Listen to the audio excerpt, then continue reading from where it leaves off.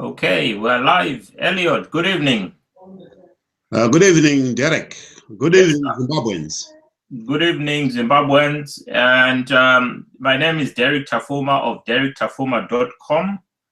I'm here again with Elliot Pfebve. We want to talk about the launch of the hashtag Myzimbabwe, which was carried out by the MDC Youth Assembly this afternoon in Harare. There were several disturbances today, most of which we're going to maybe touch on a little bit. So the MDC Youth Assembly chairperson made some remarks at the launch of the hashtag MyZimbabwe campaign. He said the following: I stand here to speak to you on this historic day as young people who are not prepared to bury the remains of the once great nation of Zimbabwe, owing to poor leadership, pure selfishness, and an old leadership worried about power than prosperity. More than 220,000 people have lost their jobs. The reason I stand here today is not to bury the remains of this great nation, but declare that we'll never stand idle and let the old die with our future like they did during the liberation struggle. We as MDCT Youth today bring in an action plan of liberating our motherland from the jaws of tyranny, from a government that sees it fit to purchase luxurious ministerial cars, among other luxuries. We cannot stand and watch this tomfoolery. History might judge us harshly. Posterity will be cruel to us if we fail to act. As a contribution to the protection of our rights as enshrined in the Constitution of this country, we are here to roll out Myzimbabwe campaign, a peaceful and legal protest platform whose main aim is to fight to protect our dignity, our national pride, and our identity. Myzimbabwe is hashtag Myzimbabwe is an opportunity for any Zimbabwean, regardless of political affiliation, to come and make their voice count, to tell those who stay in fancy hotels that we are tired. Let us fight for the full realization of the aspirations of which the liberation struggle was waged. And then it goes on.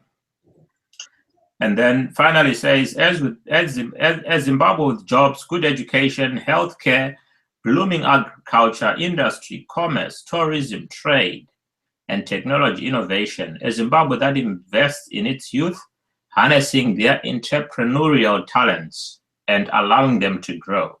My Zimbabwe, your Zimbabwe, our Zimbabwe, it is our unconditional responsibility to fearlessly contribute towards the reclamation of our Zimbabwe. Let's shout My Zimbabwe, the journey begins. I thank you. So those were the words, Elliot. Yes. Yes, what is your reaction to those words and also to the disturbances that have occurred this afternoon in Harare? Again, good evening, viewers who have just joined us. I personally welcome the launch of Myzimbabwe as a platform where the MDC youth and citizens can rally behind a truly collective change. Again, I'm happy that the MDC youth did give prior notice to the authorities of their intention to launch Myzimbabwe and also the right to a peaceful demonstrations. And their demands were very clear. No to cyber bill, which intend to curtail the freedom of Zimbabweans to communicate freely in violation of the new constitution. And again, the old constitution. Again, part of the demands, Zimbabweans and the youth are demanding jobs, the 2.2 million jobs that the ZANU-PF government promised them in 2013, which they haven't delivered.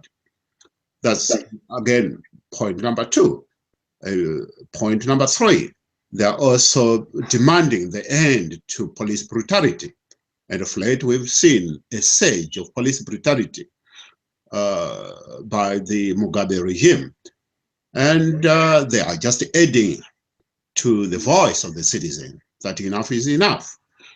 And again, we saw the demand by the MDC youth for an end to ZANU-PF rule. And again, it was very clear that they were demanding Mugabe must go. That is a very peaceful, it is within their constitutional right to demand so. And I think we must applaud the youth for making such a bold move and a bold pronunciation. And it is in line with the MDC motto of a peaceful, democratic dispensation. And let me also repeat that for the past 17 years, MDC have been preaching the gospel of peace and stability and a peaceful transition to a free and fair election to achieve a Zimbabwe that is fair and prosperous. And I think every Zimbabwe out there need to applaud that. Okay, that's if you look at, for example, what you've just mentioned there, that the youth have been looking at, you will find that it's the same things that we've been talking about last week or the week before that, and that includes alignment of the constitution, which is long overdue, including electoral reforms, the Cyber Bill Act, which seeks to curtail the freedom of expression of the citizens, and also police brutality, which to me it's a bit strange that instead of I mean, the youth are actually were marching against police brutality, but were met with more police brutality. What is your comment on that? Yes, I think people need to understand, if you look at the so-called violence that happened today, we didn't see any violence against innocent civilians. We didn't see any violence against either businesses, whether the businesses were for people who are linked to the ZANU-PF. We didn't see that. What we saw were that the youth were responding to police brutality. So if you look at it, yes, we've got a few police cars that were torched, and these were the same cars that were carrying police who were beating up the youth. So this was a reaction from the youth in self-defense in itself, rather than a youth that was undisciplined and on a path for destruction. So I would say, look, we have always said for the past 17 years that yes, we, the MDC, we are a very peaceful party, and we continue to be, and we have walked the talk and up to now. But yes, this is our generation. Our generation is a peaceful one, and ZANU-PF has been taking advantage of us. But we have been always pronouncing that, just like Derek Bell said, the problem with passive resistance is that it doesn't have a formula. Today, my generation, our generation must understand the meaning of a peaceful resistance. A new generation might not. They might be totally impatient and totally confrontational. We haven't arrived at that as yet, because even today's demonstration have shown that the youth still respect the rule of law. Some of the laws are archaic and very oppressive. But what we are saying is, let this regime engage with our generation when there is still time. They will come when a new generation might not understand the passive resistance. And we cannot be held responsible for dragging on, oppressing the people of Zimbabwe. And this is the time for us to engage and this government to realize that its time is up. It has lost the mandate of the people of Zimbabwe. And the only honorable thing is for them to agree to a peaceful transition where we can have a truly aligned of the electoral reforms, which will usher a free and fair election, which we have always been pronouncing, not this rigging of elections year after year, without even having any strategies to turn around the economy or any strategies to bring about the prosperity to Zimbabweans. So yes, I would say this was not in any way a violent protest. This was a peaceful protest, and it will remain a peaceful protest. And we call upon all people out there, whether youth from MDC, citizens, other political parties, that we need to be very clear that we don't want another Somalia, we don't want another Libya, and worse still, we don't want another Syria. We want peaceful demonstrations. But let it not be mistaken that our peace-loving initiatives does not necessarily mean that we are cowards. We have got the capacity. We've got the capacity to free ourselves, and we've got the capacity to free all Zimbabweans, including ZANU-PF. And freedom will come, and indeed it will come. Okay.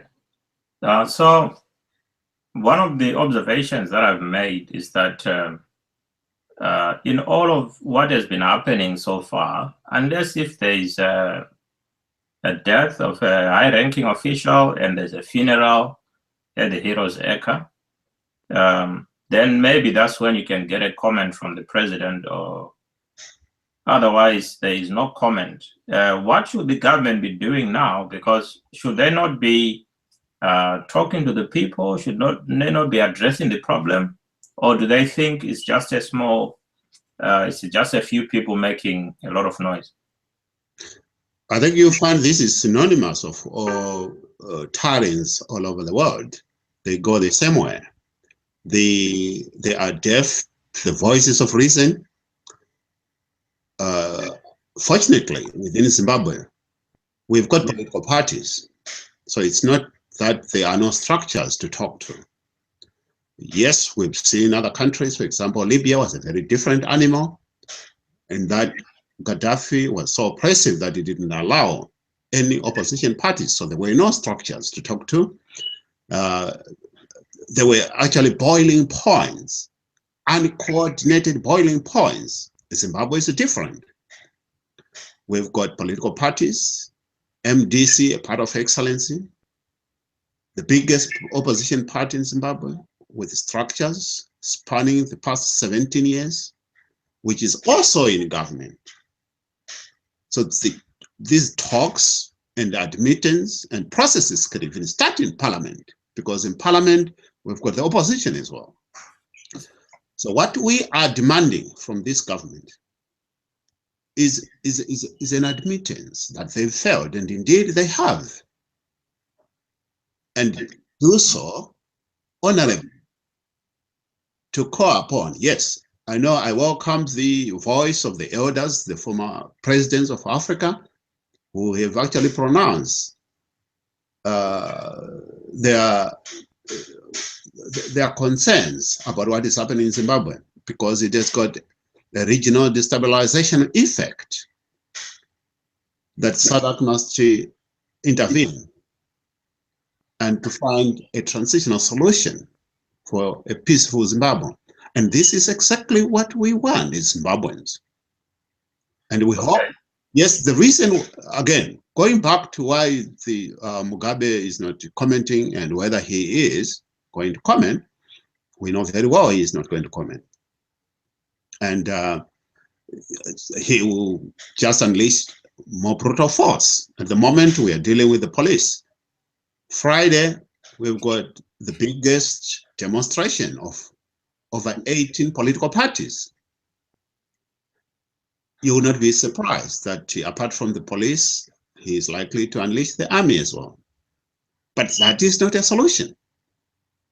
Suppressing peaceful demonstrators with the might of the gun is not a solution.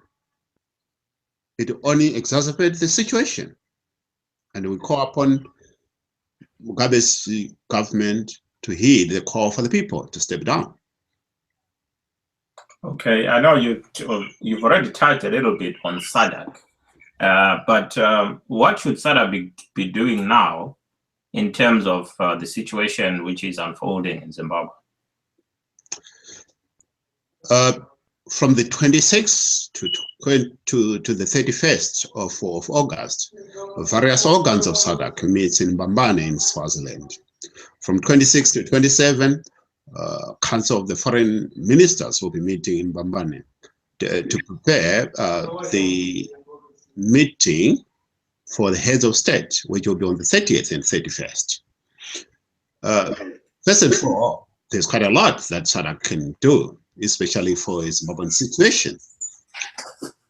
Given that we are no longer talking about a contained situation within the boundaries of Zimbabwe, this is now full-blown regional crisis.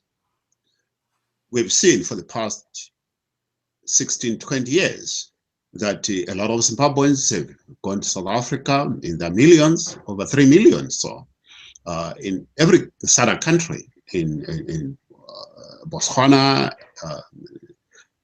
Zambia, Mozambique, Malawi, again, all over Africa.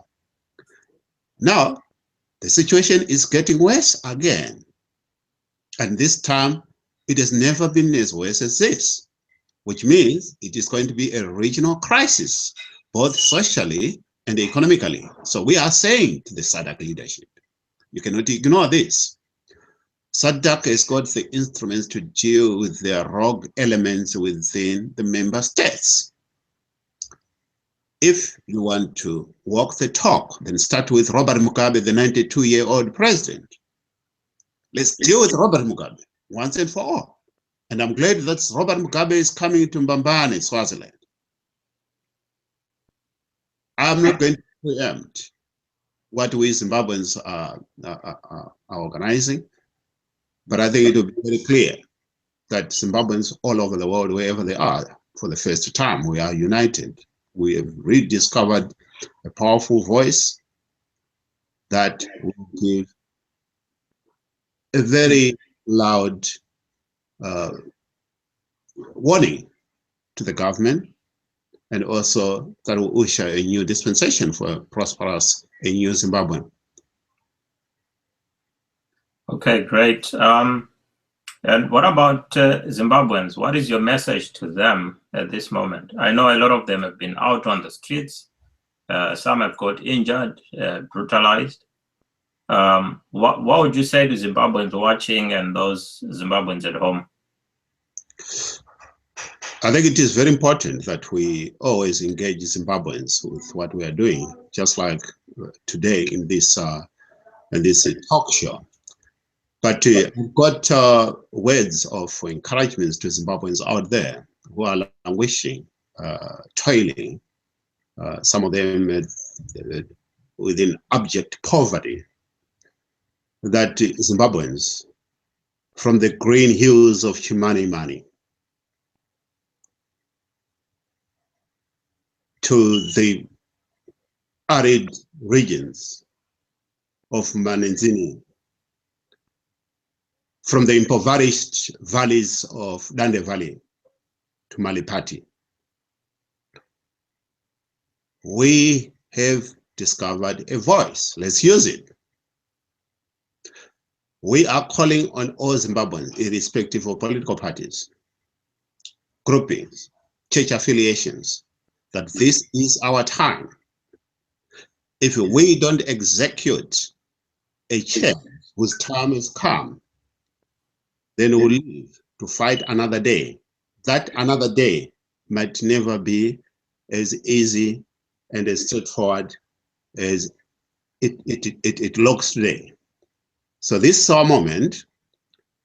Let us not despair.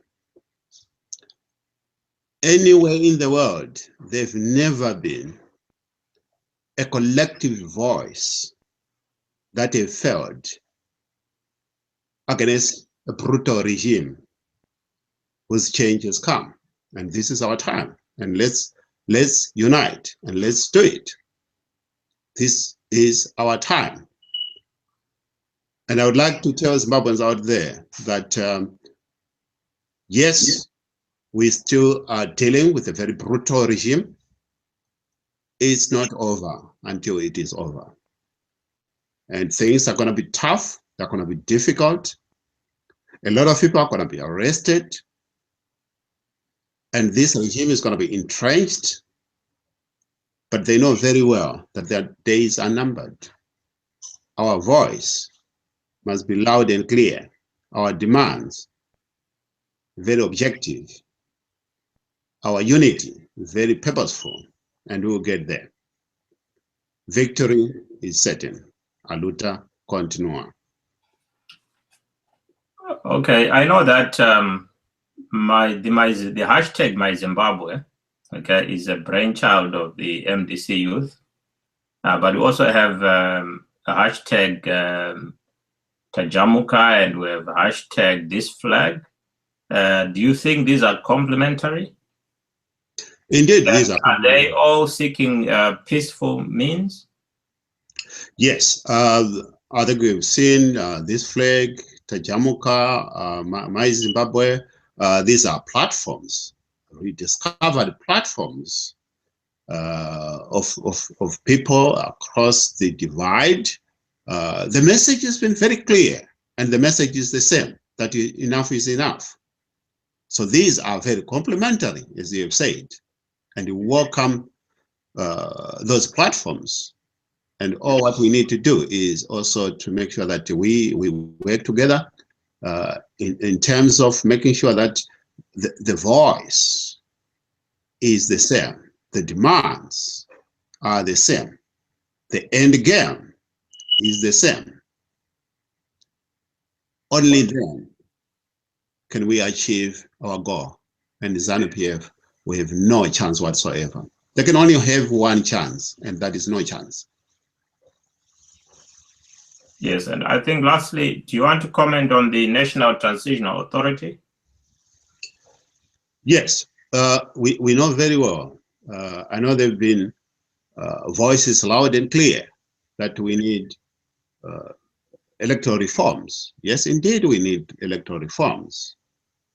But again, we know very well that this government is dragging its feet, and it is not going to put electoral reforms to legislate itself out of power. We know that. What we need, Zimbabweans, is together to advocate for a national transition authority. That is a form of caretaker government that will put together those electoral reforms and harmonize other laws, because we know out of the 2013 constitution that we all voted for, we're only using less than 25% of those laws, and 75% have still not to be harmonized. This is why we have got POSA, is to have AIPA. So we are saying that the government of Robert Mugabe is not going to harmonize those laws. It will cherry pick the laws that they want to use against its own citizen. And the best way forward would be to have a national transition authority a caretaker government that will prepare for a free and fair elections, where every political party is free to campaign, including ZANU-PF. We welcome them in their reformed manner to participate in a free and fair election. We want ZANU-PF to also to test their own medicine. So yes, that's the advocation of National Transition Authority. And I hope and trust that even the elders, the former presidents today, when they advocated for the intervention of SADC leadership for a settlement in Zimbabwe, they actually meant the National Transition Authority. Okay, thank you very much for your words, Elliot. You've touched on the statement that was made and also the events that took place, statements made on the introduction of or the launch of the hashtag Myzimbabwe campaign by the MDC youth. And also we looked at how it is basically looking at the cyber bill. It's looking at the harmonization of the constitutional reforms that have been made, particularly in terms of electoral reforms, and also the fact that they were marching against police brutality, although we know that they were brutalized, and also there was retaliation, there was damage to property, police property, ZBC TV as well, I think. And you've given a clear message to government that they should try to engage with the people, and that SADC should they should take Zimbabwe seriously because it affects the socio-economic environment in the region, and so it affects also their economies if the situation is left to run run away on its own. And then you've also asked Zimbabweans to be resilient, to use peaceful means, to use the new technologies available to them. Are there any, I just remembered one tiny thing. One of the ministers in government today tweeted to say that while you are wasting time with hashtags, ZANU-PF is preparing for elections. 2018. Well, I've heard that, and that is laughable. I mean, ZANU-PF, 36 years after independence, ZANU-PF at the moment with virtually no cash flow in the country, they are preparing for an election so they can win and do what? I mean, they have failed, that we know. And everywhere you look in Zimbabwe, it resembles a failed state. They can pronounce whatever they are saying, but we Zimbabweans, we are saying enough is enough. We don't, what this minister is trying to say is that they've got the capacity to rig the elections again, and we are not going to give them that space. There is no way ZANU-PF can win an election in a free and fair environment, given that every citizen is no longer a political party or the voices of political party. The voices have been amplified by citizens. The voices have been amplified by all the people out there in the rural areas. The voice has been amplified by youth. The voice has been amplified by students. Which people is ZANU-PF talking about? Who are likely to vote for them in power? That's ridiculous. What they are trying to say is that we will continue to rig the elections. Well, let them prepare. Let them prepare to rig those elections, and we'll confront them. Well, thank you very much, Elliot. It's been a good talk show. I'm sure some viewers will agree. We will be holding some more. We'll let you know when the next one is going to be, but definitely in the next couple of days, And we've come to the end. My name is Derek Tafuma of derektafuma.com. All my social media are accessible from the website. And Elliot, how can you be reached? Viewers can follow me on YouTube by searching Pfebve on YouTube. They can also follow me on my blog, which is pfebve.blogspot.co.uk. They can follow me. I know a lot of them are already following me on Facebook. You can also follow me on Twitter at Pfebve. You can also follow us on hashtag MDC Diplomas. Thank you. Thank you very much. We've come to the end. We'll see you in the next live broadcast.